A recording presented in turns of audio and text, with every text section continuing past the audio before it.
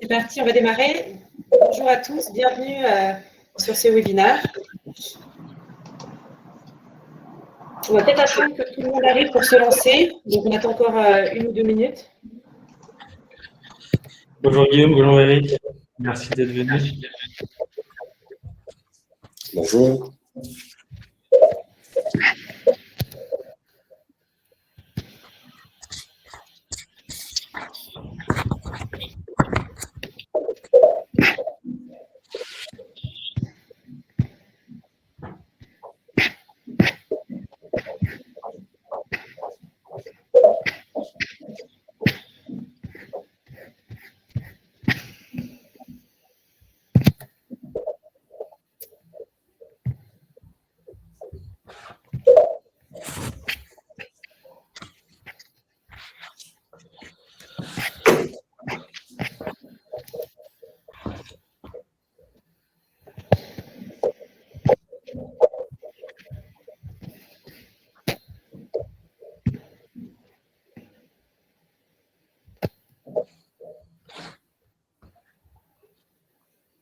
Je vais peut-être commencer maintenant. Ouais. Allez, c'est parti. Bonjour à tous, bienvenue. Merci beaucoup d'être parmi nous aujourd'hui. Nous allons donc parler des troubles du spectre autistique et de télémédecine en prenant l'exemple de l'expérimentation avec l'ADAPE Guyane. Donc, je vais tout d'abord vous présenter les équipes qui sont mobilisées dans ce projet.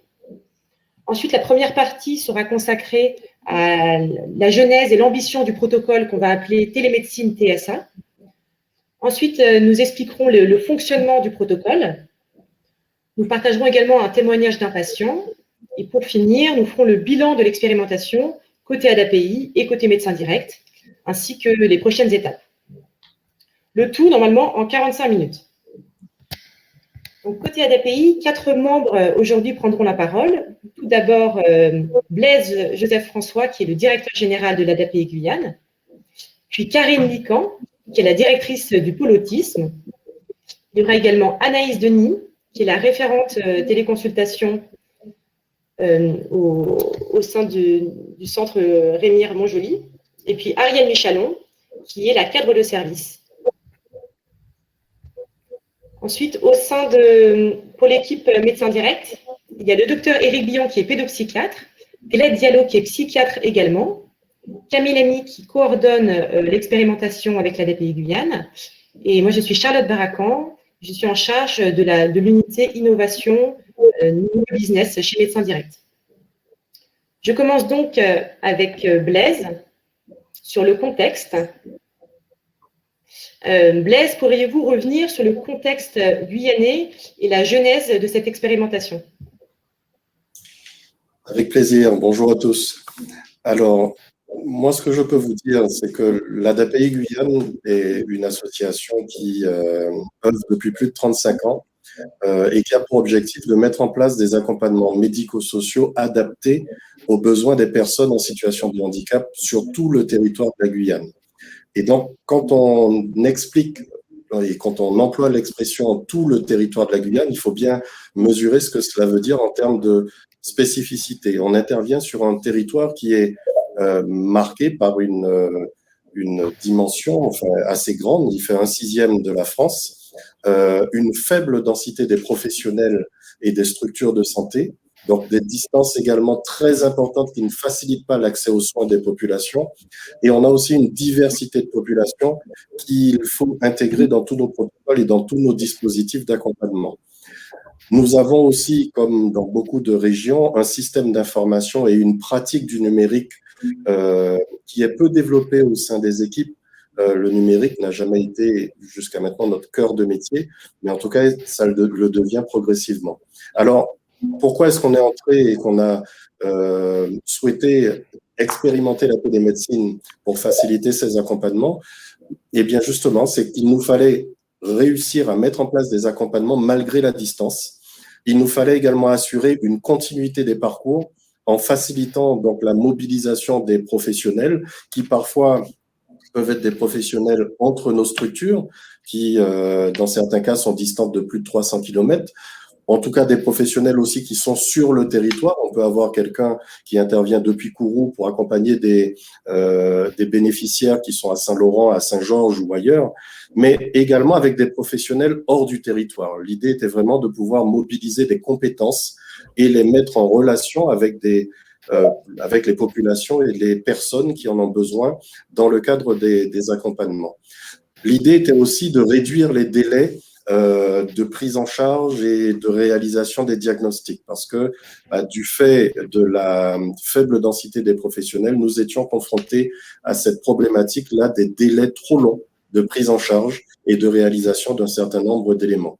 Eh bien, l'ADAPI, avec le soutien de l'ARS, qui a validé cette expérimentation qui est inscrite dans nos projets d'établissement, qui a aussi soutenu financièrement la démarche, avec le soutien du groupement de coopération de santé GUIA6, qui nous a apporté un accompagnement technique important, avec la mobilisation des équipes en interne, que ce soit de la DSI, Madame Valérie Edouard, de l'ensemble des professionnels mobilisés sur ce projet, et aussi des partenaires, l'équipe de Médecins Directs, qui nous a mis en contact avec des experts médicaux de par le monde, eh bien, nous avons pu expérimenter la pratique de la télémédecine pour pouvoir répondre aux besoins des populations. Et on peut aujourd'hui vous faire un retour de cette première phase d'expérimentation qui sera présentée par les collègues qui suivent juste après. Donc, merci beaucoup. Voici en quelques mots les objectifs de l'ADAPI sur ce projet. Éric, maintenant d'un point de vue médical, quels sont les freins et les barrières du diagnostic autisme en France? Non, voilà. Écoutez, je ne vais pas refaire l'insulte de reprendre la définition de l'autisme, des troubles de la communication, les troubles de la réciprocité, puis les intérêts restreints. Je vais simplement souligner que le diagnostic différentiel est quand même assez compliqué. Comme on le sait, l'autisme n'est pas un diagnostic par défaut. On ne peut pas dire, écoutez, on ne sait pas trop, donc c'est de l'autisme. Donc, on doit avoir une évaluation précise. Et j'ai fait un petit schéma là pour montrer un petit peu en même temps les comorbidités des enfants autistes et en même temps les diagnostics différentiels. Donc le TDAH, qui malheureusement n'est pas assez souvent repéré en France, et les 10, la douance, les problèmes au niveau de l'expérience, je dirais, du genre. Si on regarde aussi au niveau de l'adulte, on sait que c'est encore plus compliqué car la médiatisation de tout ce qui a lieu, de tout ce qui touche à l'autisme a été vraiment importante aussi bien au Québec qu'en France. Et ça a généré une attention du public sur des symptômes très périphériques, tels que les difficultés relationnelles interpersonnelles, la tendance au repli, le sentiment d'être différent des autres. Et on se retrouve avec des demandes chez les adultes qui sont aussi des problèmes du fait des diagnostics différentiels avec les troubles de personnalité, par exemple, et les TOC, les troubles dysphoniques. Donc, on est obligé, en adulte, de faire un travail vraiment archéologique pour retourner auprès des familles pour trouver les différents symptômes pendant l'enfance vers l'âge de 4-5 ans. Un autre problème est que selon les études épidémiologiques qu'on retrouve sur le territoire français, il n'y a à peu près que 25% de troubles du spectre autistique qui soient diagnostiqués clairement. On retrouve dans les chiffres à peu près 120 000 personnes diagnostiquées, alors que quand on fait des études plus ciblées sur la morbidité, l'incidence, on s'aperçoit qu'on en est à un taux qui varie entre 0,7 et 0,8 en France. Alors que de par le monde, les statistiques sont plus importantes avec des taux qui vont jusqu'à 1%, voire les derniers chiffres aux États-Unis sont pour les garçons, on sait qu'ils sont plus atteints, de un enfant sur 60, un garçon sur 60, ce qui est quand même très important. Et la problématique est que le diagnostic a été dévolu au CMP, au CAMPS, à différentes structures qui, malheureusement, ne sont pas outillées au niveau pratique et aussi au niveau formation. Parce que faire le diagnostic de l'autisme, ça nécessite une pratique très soutenue, intense et aussi des formations importantes. Donc à Montréal, nous avons développé cette pratique avec notre équipe. Nous sommes maintenant à peu près à 1000 diagnostics par an et nous avons voulu rationaliser la pratique et on expliquera tout à l'heure l'informatisation du recueil de données et des différents process. Voilà, je vous laisse avancer sur la suite. Puis s'il y a des questions, bien sûr, au niveau pratique, on verra, on pourra y répondre tout à l'heure. Merci Eric. Maintenant, Karine, pouvez-vous nous parler de la manière dont vous fonctionnez et comment l'expérimentation s'est-elle mise en place? Oui, bonjour. Alors tout d'abord, juste pour préciser que le pôle autisme donc accompagne des enfants, des adolescents et des adultes de 3 ans à 60 ans. L'organisation, c'est que nous accueillons aussi, nous faisons aussi du diagnostic. Et donc, la problématique de la disponibilité médicale s'est affichée pour nous dès le départ d'un de nos médecins à la retraite, avec impossibilité de le remplacer. Donc, comme l'a dit Monsieur Joseph François, l'ARS nous a soutenus, la télémédecine a été un moyen de parer à ce manque. Et donc, nous avons contacté Médecins Directs, qui a recherché des médecins qui pouvaient nous accompagner dans cette expérimentation. Notre exigence, c'était que ces médecins aient une expertise de l'autisme afin de parler vraiment le même langage avec les professionnels et avec les parents.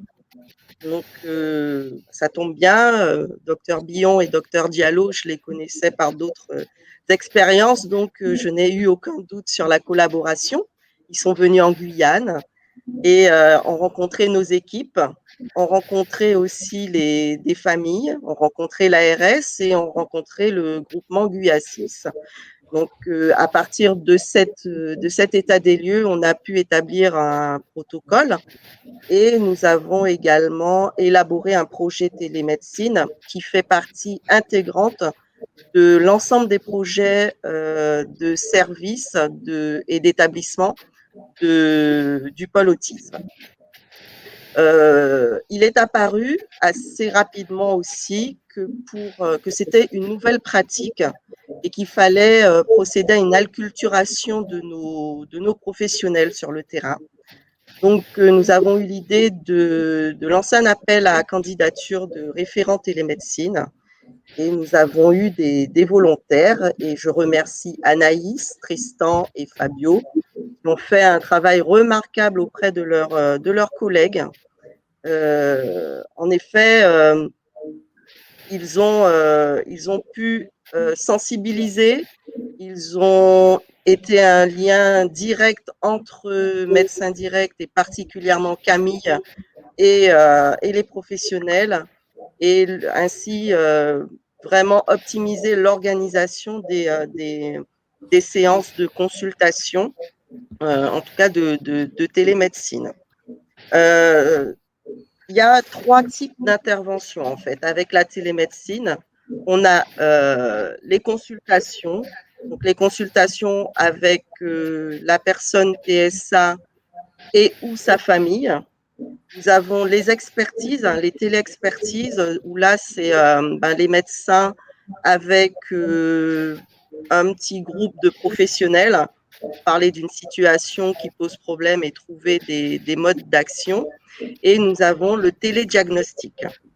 Donc, ma collègue Ariel Michalon parlera plus précisément du parcours de diagnostic et de télédiagnostic. Donc, voilà, en fait, une belle expérience avec vraiment une pratique qui est en train de s'installer dans nos équipes et aussi qui commence à avoir l'adhésion de nos familles. Et ça, c'est un vrai plus dans l'accompagnement que l'on peut proposer. Voilà, et finalement, on a aussi des partenaires qui nous demandent à pouvoir bénéficier de cette expérience. Donc, nous allons y travailler avec eux, j'espère, dans les quelques mois à venir. Voilà. Merci Karine. Place maintenant au fonctionnement du protocole télémédecine TSA. Et je vais juste vous dire, n'hésitez pas à poser vos questions dans le chat qui est sur la droite. Et nous répondrons à vos questions à la fin. Donc Camille, je reprends. Quelle est la démarche de Médecins Directs ? Bonjour à tous. Donc la démarche de Médecins Directs, qui, je le rappelle, est un acteur de télémédecine depuis 10 ans en France déjà, c'est de proposer une organisation qui est centrée sur le patient et les aidants. Et cette organisation et cette prise en charge, elle repose sur 3 piliers majeurs, qui sont la plateforme de télémédecine en 1, en 2, la coordination des différents acteurs, et en 3, l'expertise médicale. Donc, petit 1, la plateforme de télémédecine, elle propose des outils qui sont essentiels à la prise en charge en téléconsultation et en présentiel, qui sont le dossier médical conforme au RGPD. Il nous permet de centraliser l'ensemble des documents médicaux nécessaires à la prise en charge et au protocole de suivi et diagnostic autisme. Et on peut également mettre à disposition les prescriptions médicales pour les enfants et les parents dans le cadre du projet. Et c'est vraiment un outil de coordination essentiel pour échanger sur tous les documents qui apparaissent en amont du projet, pendant le projet et à la fin pour délivrer le compte-rendu de diagnostic ou de suivi. Également la prise de rendez-vous sur cette plateforme qui est essentielle, où les médecins et nos psychiatres donnent des créneaux de rendez-vous, et comme ça les professionnels sur place et les parents peuvent s'organiser pour arriver à ces rendez-vous, et on envoie des mails de rappel également pour les parents et les professionnels pour que tout le monde soit présent au rendez-vous. Et enfin, la plateforme de téléconsultation met à disposition des canaux vidéo pour faire de la téléconsultation et de la téléexpertise, et des canaux écrits qui permettent aux professionnels de santé, de l'ADAPI, à nous-mêmes chez Médecins Directs et aux psychiatres d'échanger de manière sécurisée, de se coordonner tout au long de la prise en charge. Le deuxième pilier de cette prise en charge, c'est la coordination des différents acteurs. Donc, il y a eu une longue période de mise en place où on a beaucoup échangé sur l'élaboration du protocole, avec les contraintes qu'il y a en télémédecine et les contraintes qu'il y a dans le centre ADAPI. Nous, Médecins Directs, on a produit des supports de formation écrits et vidéo pour pouvoir former les équipes à la téléconsultation. On a également appris des équipes sur place qui nous ont apporté tout leur savoir-faire sur la prise en charge et les spécificités de la prise en charge des patients et des enfants atteints de troubles du spectre autistique.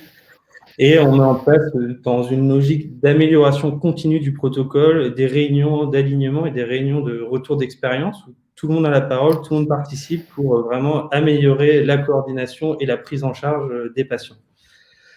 Le troisième pilier de ce projet, c'est bien sûr l'expertise médicale qui est multiple. Côté Médecins Directs, on a des médecins qui connaissent la téléconsultation et les protocoles de prise en charge qui allient la médecine à distance et la médecine en présentiel.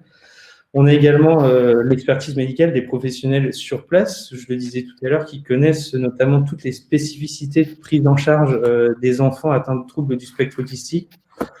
Et enfin, la dernière expertise médicale qu'on a, c'est les psychiatres qui sont là aujourd'hui, c'est le docteur Eric Billon et le docteur Glade Diallo, qui sont spécialisés dans la prise en charge, le suivi et le diagnostic des troubles du spectre autistique.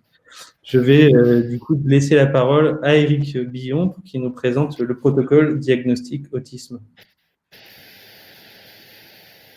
Voilà, donc, bien comme vous le savez, le nombre de psychiatres et en plus de psychiatres formés au diagnostic de l'autisme n'est pas très important et on s'est retrouvé devant le besoin de gérer de gestion des compétences, c'est-à-dire comment optimiser le temps clinique et le temps diagnostic des psychiatres et réduire, je dirais, le temps de fonctionnement, de recueil des données. Donc, nous travaillons à Montréal depuis plus d'une année sur notre logiciel qui permet une prise en charge un peu plus protocolisée. Donc, nous avons un recueil des données qui permet aux patients de s'inscrire et à la famille, quand c'est pour des enfants, de donner toutes les informations qui nous permettent de recueillir l'anamnèse avec, si nécessaire, des données comportementales, des petites vidéos qui nous permettent de voir quelle est la problématique. Donc, ce recueil de données permet un gain de temps important et permet aux cliniciens de faire une analyse du dossier avant de pouvoir faire la téléconsultation. Dans un deuxième temps, donc la téléconsultation a lieu. En Guyane, c'est très important pour nous d'avoir un intervenant pivot qui connaît bien la culture, parce que même si Gledge et moi sommes habitués à la créolité, il y a des spécificités guyanaises qui peuvent nous échapper. Et pendant que le pédopsychiatre ou le psychiatre questionne le parent ou travaille à recueillir le plus d'informations possible pour son évaluation clinique, nous pouvons regarder l'intervenante jouer, interagir avec les patients, avec les enfants, ce qui nous permet de coter en même temps la présence des interactions, des plaisirs partagés. Bon, je ne ferai pas toute la liste, mais ça nous permet quand même d'avoir un travail global. Puis, notre outil permet, c'est ça qui est intéressant, de recueillir toutes les informations des différents tests qui sont passés pour générer un rapport de diagnostic. Et là, c'est vraiment un changement culturel qui est important, dont on a l'habitude ici au Québec, c'est que le dossier appartient vraiment au patient. Et donc, nous remettons à l'équipe et aux parents un rapport diagnostique qui décrit tout le protocole et le résultat et qui permet aussi après d'aller chercher les examens complémentaires si nécessaire. Donc ça, c'est quand même un outil important. Et après, nous sommes disponibles pour expliquer et aider le parent à bien comprendre ce que nous avons, ce que nous conseillons, ce que nous avons diagnostiqué et ce que nous conseillons. Voilà, c'est un petit peu la démarche globale qui fait que au niveau du temps, ça permet d'optimiser la gestion du temps médical et du temps de spécialiste pour pouvoir obtenir diagnostic, suivi et conseils de traitement si nécessaire. Voilà, je vous remercie. Merci Eric. Maintenant, Ariel, d'un point de vue pratique, pouvez-vous nous expliquer comment ça se passe au quotidien? Alors, au niveau pratique, moi, je vais faire surtout une présentation de la démarche dans la rencontre, du début de l'inscription jusqu'à les passations avec les familles et l'annonce diagnostique, donc pour avoir une vision un peu globale. Donc, moi, je suis professionnelle de la cellule diagnostique qui est sur Saint-Laurent-du-Maroni, donc un des services de l'ADAPI qui effectivement participe à cette cellule diagnostique, déjà en présentiel sur l'Ouest. Donc, au niveau des interventions avec médecin direct, globalement, comment ça se passe? Les familles viennent pour une inscription au niveau de la cellule diagnostique, orientées par des professionnels de santé, par des professionnels du milieu scolaire ou par de leur propre chef pour une demande d'inscription. À partir de là, on va pouvoir les rencontrer, rentrer dans le processus et leur proposer soit en présentiel, soit effectivement avec la télémédecine, parce qu'aujourd'hui, on a des créneaux qui peuvent permettre justement de pouvoir accélérer un peu la démarche. Et là, les parents ont le choix. Et à partir de là, s'ils choisissent la télémédecine, on rentre dans le processus qui est le protocole du moins qui était proposé. Donc déjà, un document qui est transmis par les médecins, par Dr Billon, qui permet de retracer un peu la genèse depuis la naissance au parcours de vie du jeune, avec des premiers éléments qu'il va pouvoir analyser. Ces premiers éléments seront recueillis en entretien présentiel, donc avec un membre de l'équipe de la cellule diagnostique de l'Ouest guyanais. Donc, la famille va venir sur place, sans le jeune, sans la personne concernée, donc jeune ou adulte, enfant ou adulte, pour donner ces premiers éléments. À partir de là, une fois qu'on a recueilli ces informations, qu'on a recueilli les différents documents, bilans médicaux qui sont demandés par le docteur Billon pour une meilleure analyse de la situation, on va pouvoir leur proposer un créneau sur la télémédecine. Donc, on va retourner vers médecin direct pour pouvoir se positionner sur les créneaux qui sont disponibles. Et à la suite, on aura la téléconsultation avec la famille, avec la personne concernée au sein du service. Donc, on dispose d'un matériel vidéo et qui permet non seulement de pouvoir s'entretenir avec le docteur à distance, mais que lui puisse également observer les jeunes, observer les personnes concernées. Donc, comment ça se passe? Donc, la famille va s'entretenir sur place avec le docteur et à côté, la personne qui est concernée par le trouble du spectre autistique, du moins la suspicion, va interagir avec un autre professionnel. Donc, ça peut être soit l'éducateur, donc moi en l'occurrence pour les situations actuelles, mais ça peut être un autre professionnel par la suite, ou le psychologue de la cellule diagnostique de l'Ouest. Et à ce moment-là, le docteur Billon peut, tout en interrogeant la famille, en son contenant, pouvoir observer les premières interactions et donc les domaines de compétences sur la communication, les interactions sociales ou les centres d'intérêt et avoir des éléments qui vont se rapprocher de l'ADOS, un outil utilisé pour l'évaluation diagnostique du trouble du spectre autistique, un outil standardisé. Et donc, il peut également simultanément pouvoir observer certains éléments durant cette séance. Donc, à l'issue, une fois que cette consultation s'est déroulée, on s'entretient ensemble. Donc, on fait un peu comme une petite synthèse, en tout cas, sur le déroulé de cette passation pour avoir les éléments du médecin, mais également les éléments du professionnel qui ont interagi avec le jeune sur le moment. Donc, aujourd'hui, actuellement, en fonction des pistes de ce qui a été effectivement relevé sur la téléconsultation, soit il y a une orientation pour une passation d'ADOS, c'est-à-dire pour pouvoir faire des tâches, des activités en concret, sur place, standardisées pour faire une cotation et voir si on est vraiment dans du trouble du spectre autistique. Ça se fera à ce moment-là dans les services de l'ADAPI avec l'éducateur, donc avec moi aujourd'hui. Soit effectivement, on peut déjà orienter et voir que ce n'est pas la peine d'aller plus loin.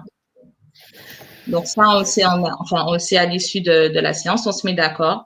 C'est vrai que la séance en présentiel rassure pas mal de parents, en tout cas sur le dispositif, parce que c'est quelque chose qui est nouveau, d'avoir également, on va dire, plus qu'un entretien, qu'un seul entretien ou à distance. Mais c'est vrai que de plus en plus, on se rend compte que les familles sont tout à fait en accord avec ces diagnostics qui peuvent être faits avec un médecin qui est à distance, en téléconsultation. Et c'est vrai que pour certains, il y a besoin d'une rassurance, ou tout simplement, pour certains, il y a besoin d'une vérification, de vraiment aller voir plus loin par des échanges avec le jeune pour pouvoir poser un diagnostic. Donc, une fois que cela a été fait, nous avons un temps avec le docteur Billon où on va faire une synthèse. Et à l'issue de cela, lui va nous transmettre un bilan médical qui fait état ou non des diagnostics TSA.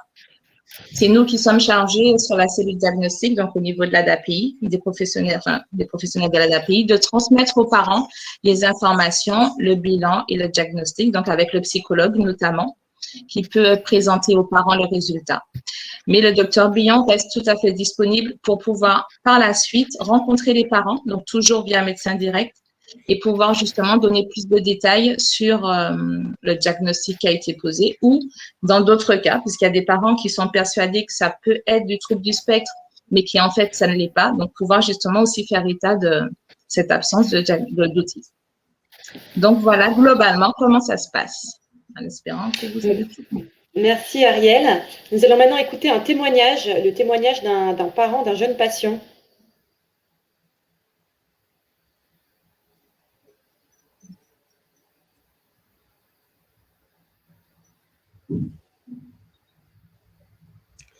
Ah, Marion, on n'a pas le son, je pense qu'il faut que tu actives le son de ton micro.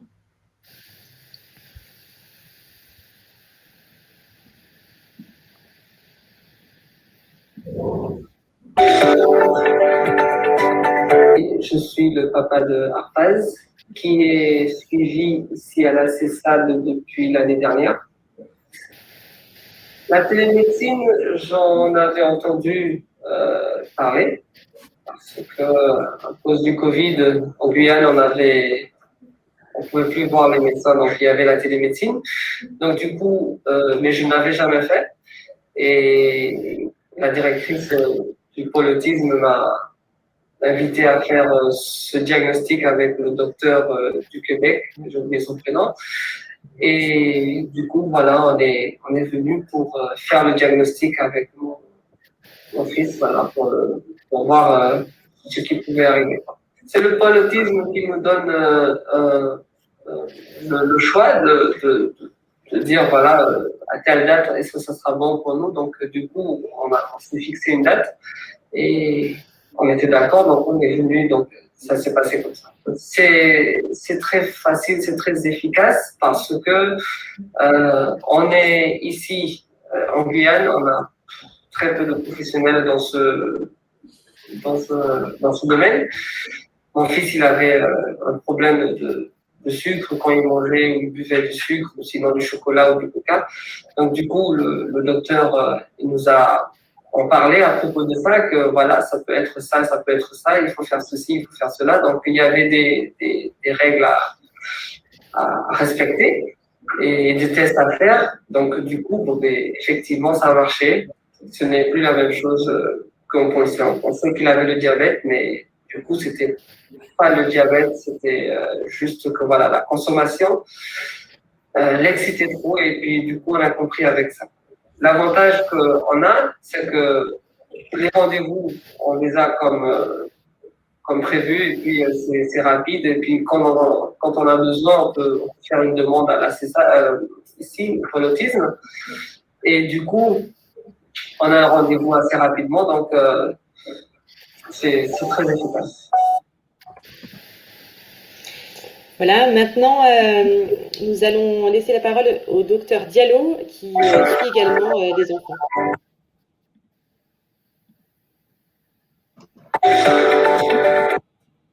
Gled, je vous laisse la parole. Ok. Bonjour, je suis Gled Diallo, donc je suis médecin psychiatre et j'interviens par médecin direct en télémédecine auprès de l'ADAPI Guyane. Cette expérience qui bientôt fera un an, je pense, elle était l'opportunité justement de voir comment on pouvait intervenir auprès des patients et des personnes autistes de façon plus rapide et plus efficace pour les équipes qui, en vérité, c'est le cas de la Guyane, mais pas que de la Guyane, dans des institutions comme l'ADAPI ne bénéficient pas d'un temps médical spécifique, qui ne travaillent pas avec leur spécificité de prise en charge et avec leur spécialité de fonctionnement. Donc là, ce projet de télémédecine, elle va permettre justement de rapprocher des professionnels avec des institutions en direct, permettant vraiment de travailler avec leur spécificité. On a comme ça un travail de proximité qui est rapide et qui peut être très efficace au quotidien. Donc là, le travail qui a été incombé, c'est justement de pouvoir favoriser la compréhension et le fonctionnement de la pensée autistique des personnes qui ont été prises en charge à l'ADAPI. Et qu'est-ce que c'est et les comportements qui découlent de la modalité de fonctionnement de cette personne. À partir de là, de définir conjointement avec les équipes, avec les intervenants auprès de cet enfant, le travail spécifique à faire et les difficultés qu'on peut retrouver et travailler sur ces difficultés-là. Et on va aussi, avant ça, on va définir quelles sont les problématiques que l'équipe retrouve avec les jeunes dans leur contexte d'activité proposé par l'ADAPI. D'accord? Donc, l'idée, c'est justement de permettre de de travailler ces difficultés et amener à un travail spécifique à chaque jeune avec des techniques et des outils spécifiques. Et ainsi réduire les troubles de comportement, réduire les difficultés retrouvées et harmoniser la pratique d'intervention auprès de ces jeunes-là. Ça permet en fait d'avoir un langage commun sur ce fonctionnement et sur la compréhension de qu'est-ce que c'est les troubles autistiques et comment ils se manifestent dans chaque jeune. Parce que même si on va parler d'un trouble autistique de manière générale, chaque jeune a son fonctionnement qui est propre. Comment on s'organise pour ça? On a déjà parlé un peu, mais pour la question diagnostique, et que ça revient à la même chose pour nous. Avant les rencontres, soit avec l'équipe, soit avec la personne, soit avec la famille des jeunes, l'ADAPI fait un recueil de fait un dossier avec le recueil de toutes les informations concernant un jeune et aussi avec des prises de vidéos qui nous permettent déjà avant la rencontre de visualiser des situations qui sont problématiques pour ces jeunes-là. Ces recueils sont faits par l'équipe qui s'en occupe des jeunes, soit par les éducateurs, soit par les psychologues, soit par d'autres intervenants, par la psychomotricienne, par exemple, qui va donc permettre de mettre en exergue quelle est la difficulté rencontrée et qu'est-ce que sont les attentes pour cette consultation, pour cette telle consultation. Donc, par la suite, on a un temps de consultation qui peut être soit avec l'équipe et les jeunes, soit avec l'équipe et les familles, en fonction de ce qui est les problématiques qu'on va travailler. Si c'est une difficulté à la famille, si c'est une difficulté de la compréhension du fonctionnement de jeunes, si c'est une difficulté qui se retrouve à l'ADAPI même. À partir de là, on va faire des échanges qui permettront à toute l'équipe d'avoir une compréhension, une hypothèse de compréhension sur ce qui se passe, sur le fonctionnement de jeunes et comment on peut faire pour justement travailler les difficultés rencontrées et améliorer la performance de jeunes en question. D'accord? On va beaucoup travailler sur la question de l'autonomie, on va beaucoup travailler sur les besoins qu'ont les jeunes observés. Après cet temps d'intervention en direct, il y a un temps d'écriture parce que là, je suis amenée à faire un résumé de ce qui a été discuté, de ce qui a été vu, de ceux qui ont s'est mis d'accord sur le fonctionnement de jeunes et quelles sont les propositions qui peuvent être faites dans leur prise en charge pour améliorer ou pour régler les difficultés rencontrées. On a un temps de mise en place des propositions qui ont été faites et par la suite, on a un temps aussi de retour de cette proposition. On va regarder qu'est-ce qui s'est passé pendant la période de mise en place des propositions, qu'est-ce qui a été observé, est-ce que ça a permis vraiment de régler la situation, est-ce qu'on doit encore faire des ajustements, est-ce qu'il y a encore d'autres problématiques qui sont apparues. Voilà, en gros résumé, ce qu'on va travailler. On observe aussi qu'auprès des familles, c'est intéressant aussi parce que ça permet à eux aussi de faire un échange où on a le temps d'expliquer et de discuter sur ce qui sont les attentes à eux aussi. Il y a ce qui est l'attente de professionnels et ce qui est l'attente des parents par rapport à la prise en charge et par rapport à où ils veulent y aller avec leur enfant. Ça permet justement, là aussi, d'harmoniser et d'arriver à un consensus sur ce qu'on va travailler, sur quels sont les objectifs communs qu'on a à faire. Ça permet aux parents aussi de comprendre mieux, de mieux visualiser les difficultés qu'on peut trouver, d'avoir des idées de comment en faire leur intervention à domicile, parce qu'ils sont eux aussi qui doivent mettre en place des techniques pour aider leurs enfants et savoir de ce qu'ils ont besoin, comment ils fonctionnent, facilite beaucoup cette mise en place et les aide, je pense, dans leur quotidien. Une autre question qui vient souvent aussi par rapport à cette telle consultation, c'est que beaucoup de jeunes on bénéficie déjà des traitements parce qu'ils ont une comorbidité ou parce qu'ils ont des traitements prescrits en vue du comportement, des difficultés de comportement qu'ils ont présentés.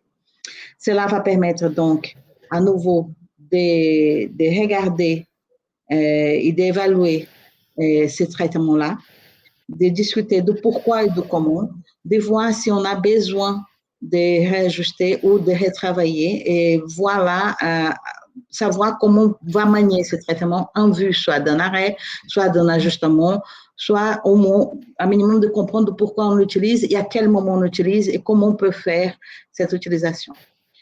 Tout ce travail-là, l'objectif, en fait, c'est de permettre à une autonomie de la personne, un fonctionnement et une réinsertion au mieux sociale et familiale de jeunes.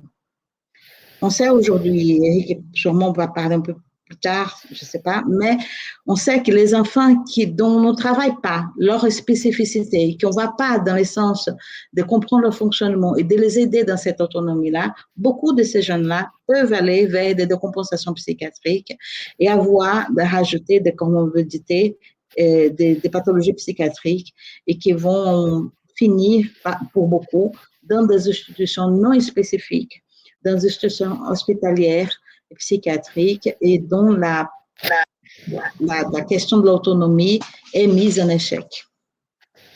Voilà un peu ce que je peux vous dire de ce qui est mon intervention et de comment ça se passe à niveau de l'ADAPI. Merci. Merci Glenn. Avant de passer au bilan, nous allons écouter une courte vidéo d'Anaïs qui va nous parler en pratique comment ça se passe au sein de son centre.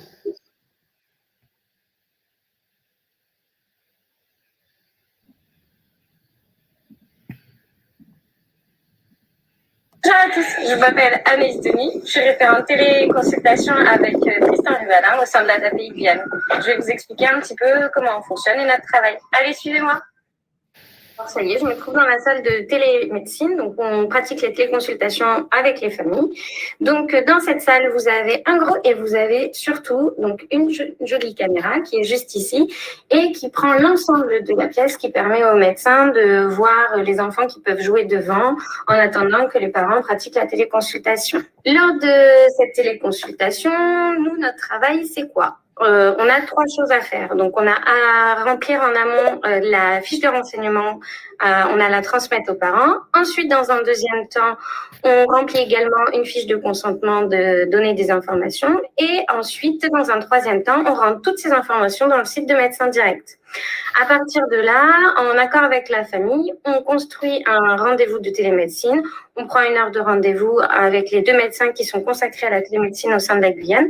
Et ensuite, le jour J, la téléconsultation a lieu. Et nous, notre travail, c'est de veiller à la bonne logistique au niveau de la caméra, au niveau de l'Internet et au niveau de la prise de rendez-vous pour qu'une fois que les familles arrivent dans la salle, tout soit fait pour que la téléconsultation se fasse dans les meilleures conditions.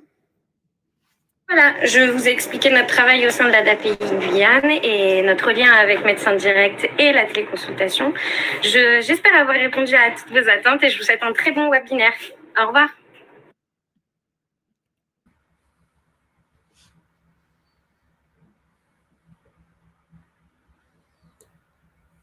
Bonjour à tous, je m'appelle Anne.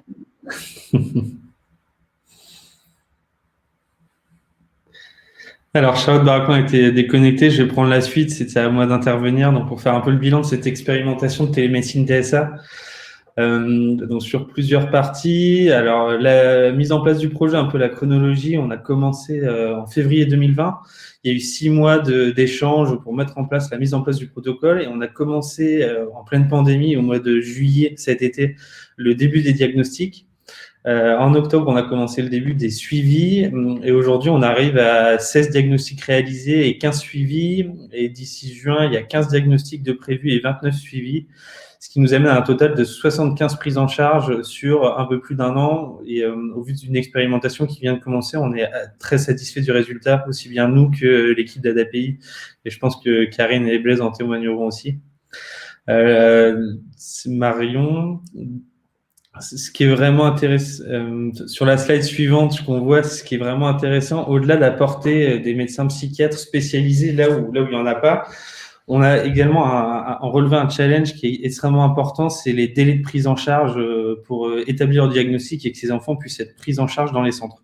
On voit là sur le diagramme que en moyenne, il y a plus de 50% de la population qui met plus d'1 an à obtenir un diagnostic autisme. Nous, dans le cadre du projet, à partir du moment où le CDA de Guyane a fait le repérage de l'enfant, il a été pris en charge dans le projet et le diagnostic a été posé, on est sur des délais qui vont entre quelques semaines et 2 mois maximum. Donc, c'est vraiment une fierté et on veut rester sur cette cadence-là et toujours apporter des diagnostics aussi rapidement que possible aux enfants dans le cadre du projet.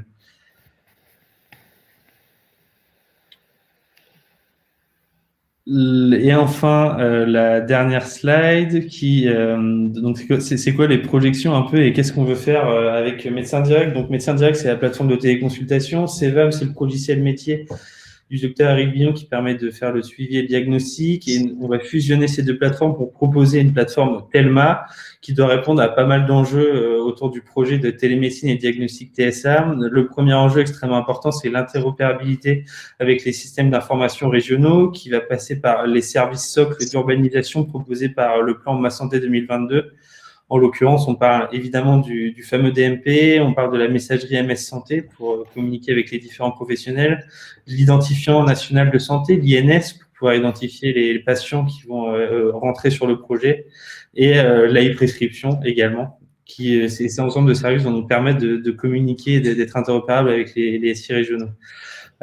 Également, on veut déposer un article 51. On a déjà des partenaires pour cet article 51 et on recherche d'autres partenaires. Donc, toute personne qui est intéressée par le projet, n'hésitez pas à nous contacter pour participer avec nous à cet article 51. Pour renforcer le projet et pour lui donner une valeur médicale absolue, on va faire des publications scientifiques, aussi bien sur le diagnostic en téléconsultation que sur l'amélioration de ces protocoles de prise en charge pour établir le diagnostic et faire le suivi derrière. Et évidemment, pour que cette plateforme Telma fonctionne, on veut fonctionner en coordination avec les plateformes de coordination et d'orientation régionales qui sont lancées par le 4e plan autisme national 2018-2022. Voilà pour nos projets à nous et je vais laisser Blaise terminer pour présenter les projets un peu côté ADAPI sur la continuité du projet.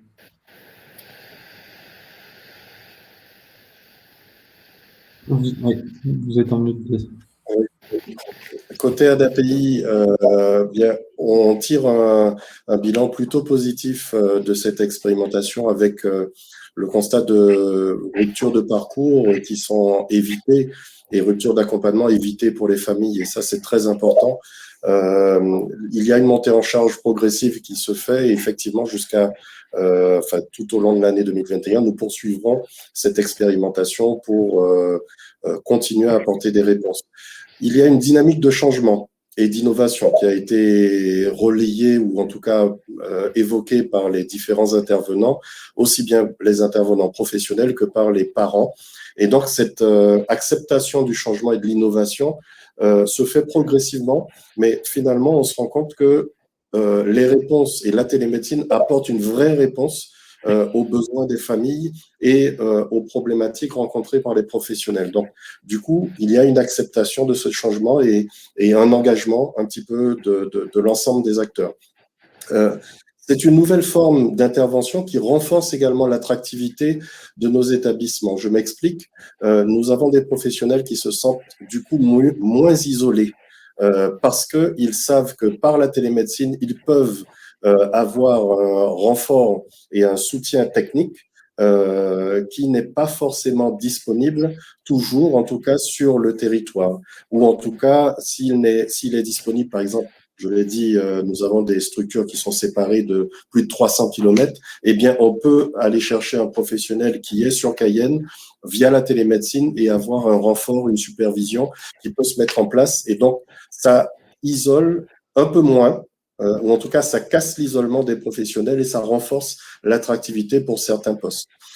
Ce qui nous reste encore à améliorer, c'est véritablement la stabilité des réseaux et des systèmes d'information. Comme dans beaucoup de régions, nous avons des difficultés à ce niveau et c'est un point crucial si on veut que la télémédecine fonctionne et continuer, bien entendu, à accompagner le changement auprès des équipes et auprès des familles. C'est un enjeu majeur parce que ce n'est pas une pratique quand même habituelle. Alors, nous allons continuer cette expérimentation et on souhaite élargir à d'autres spécialités et à d'autres structures de l'ADAPI ou permettre également à d'autres acteurs du territoire de bénéficier de cette expérience et de voir si eux aussi souhaitent se lancer dans la télémédecine. Voilà. Merci beaucoup Blaise. On va passer maintenant aux questions-réponses. Je vois qu'il y a déjà eu des questions, quelques questions posées.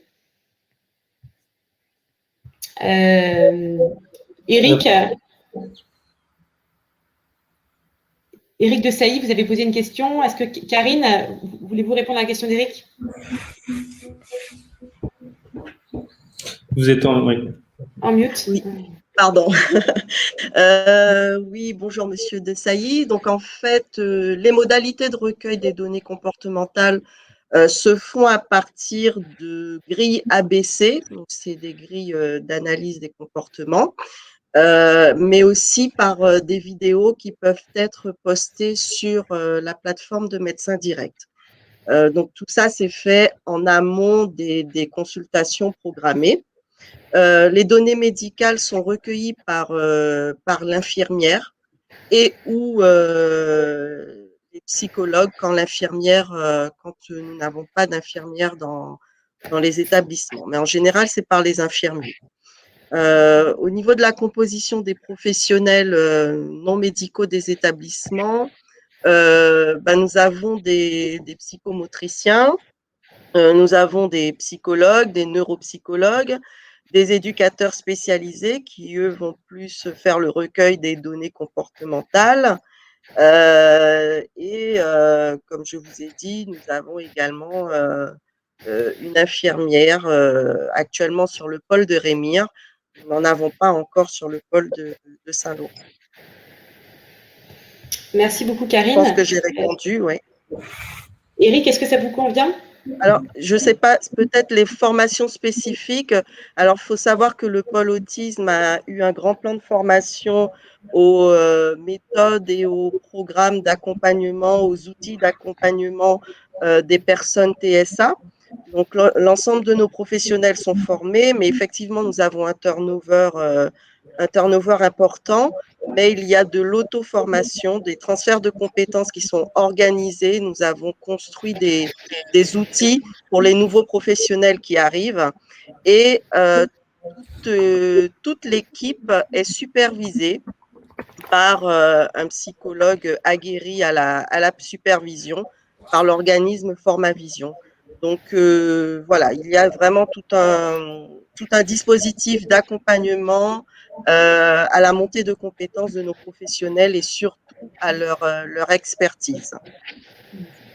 Voilà, je pense que ma réponse est complète là. Merci Karine, oui, très clair.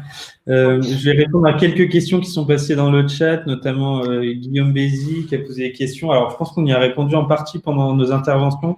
La première question, c'était sur les délais des diagnostics. Alors, on a fait une slide spécialement dessus. C'est vrai qu'on a des délais qui sont extrêmement courts.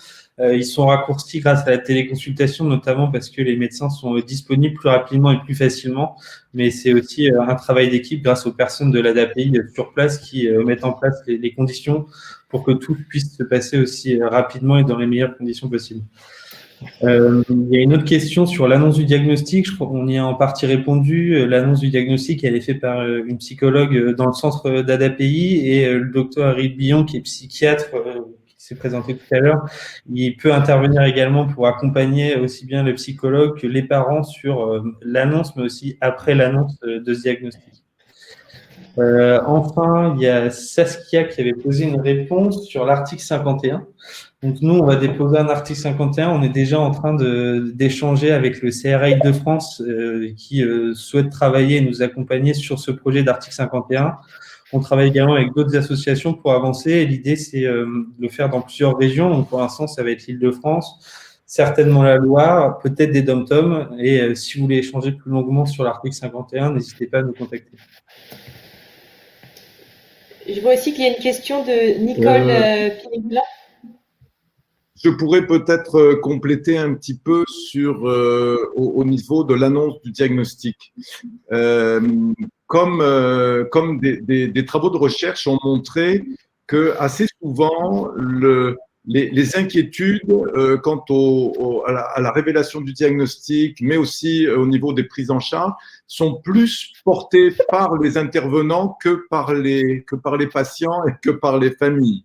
Ça, c'est des recherches qui ont été faites il y a même une dizaine d'années qui montraient déjà ça, que en fait, la télémédecine était plus facilement acceptée que ce qu'on pouvait penser. Ce qui se passe aussi, il y a quelque chose qui a quand même beaucoup évolué. Ben, bien sûr, vous savez que la pandémie a favorisé aussi le mouvement vers la télémédecine. Et il faut bien comprendre qu'un nombre important de parents qui viennent avec leurs enfants ont déjà été sur Internet pendant des jours et que quand on vient confirmer le diagnostic, ce n'est pas une révélation comme ça pouvait l'être il y a 30 ans. Donc, il y a du travail à faire, mais il y a eu, dans les deux sens, d'ailleurs, des fois, quand des parents pensent que l'enfant est autiste et qu'il n'est pas, il y a un travail aussi à faire.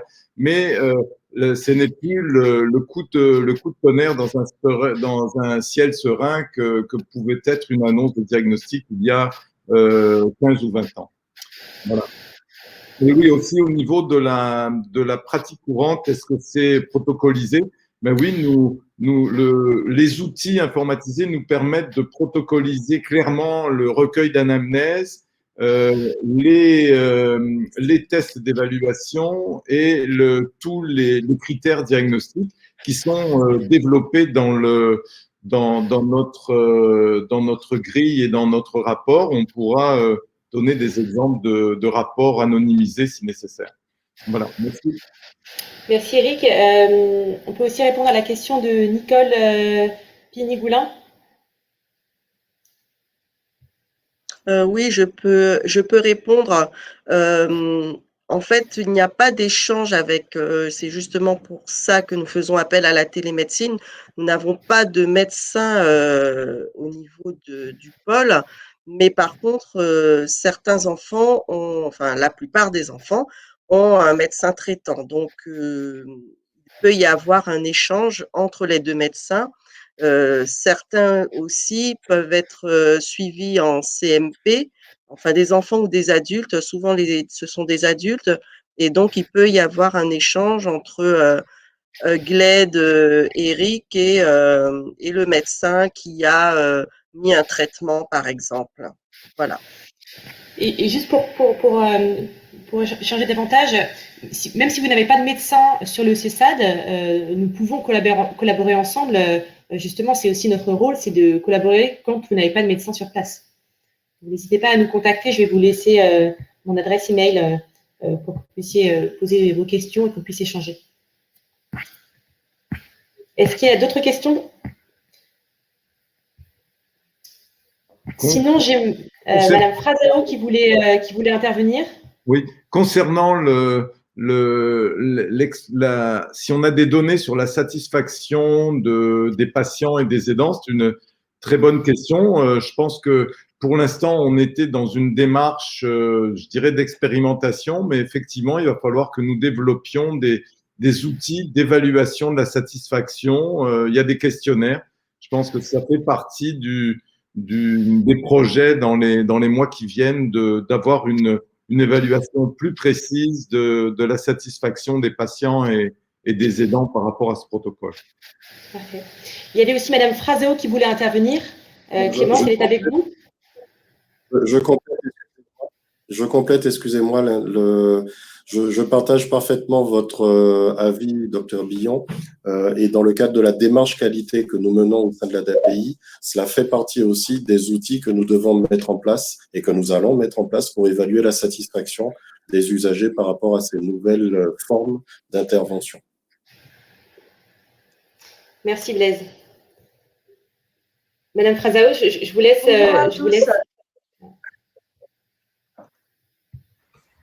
Bonjour. Oui, bonjour. Je suis Madame Frazao, je suis maman de Sophie. Et bon, je vous dis que je suis très contente avec les résultats que Sophie a vu avec la téléconsultation parce que j'ai vu que le temps, c'est un peu plus vite. Parce que je pense que dans 2 ou 3 mois, on était déjà les résultats et on peut faire des choses que normalement, si j'attends pour voir le médecin en présentiel, normalement, on va rester 2 ans, je pense, en file d'attente. C'est pour ça que je suis très contente avec la téléconsultation. Merci beaucoup. Merci. Si vous n'avez pas d'autres questions, je vais peut-être conclure. Excusez-moi, Charlotte, je veux juste répondre à une question justement d'Éric Desailly sur ma position. Je ne suis pas psychiatre à l'ADAPI, je suis psychiatre pour médecins directs. Et mes interventions sont de téléconsultations justement auprès des équipes d'ADAPI. Et cette collaboration s'est faite sur toute l'ADAPI.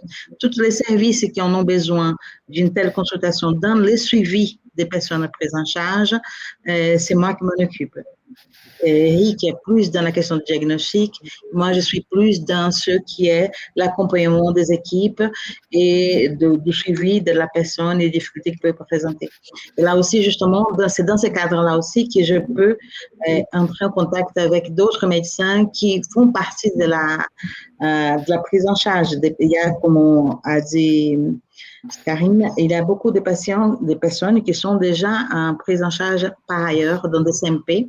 Et donc, des échanges sont faits, des courriers sont faits et des prescriptions sont faites à l'intention des médecins qui prennent en charge cette personne.